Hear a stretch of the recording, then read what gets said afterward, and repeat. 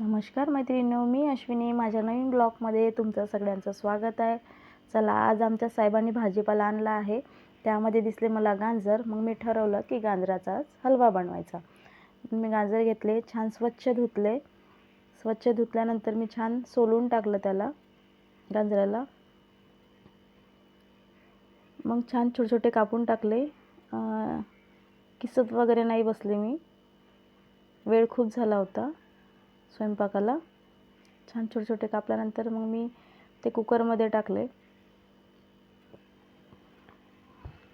Cooker मग मी गॅसवर ठेवला, गॅस चालू केला. मग त्यामध्ये टाकलं दूध. मग कुकरचं झाकण लावून दिलं आणि 2 शिट्ट्या होऊ दिल्या. छान गाजर शिजला आहे दुधामध्ये. मग छान मी मॅश करून घेतलं हलक्या हाताने. हलक्या हाताने मॅश केल्यानंतर त्यामध्ये टाकलं आहे मी खवा, बदाम, साखर, तूप. खवा टाकला आहे. खवा टाकल्यानंतर बदाम टाकलं. मग टाकली आहे साखर,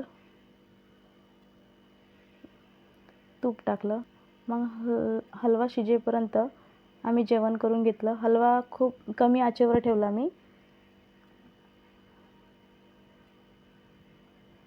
जेवण झाल्यानंतर मग आम्ही हलवा खाण्यासाठी घेतला. छान झाला होता.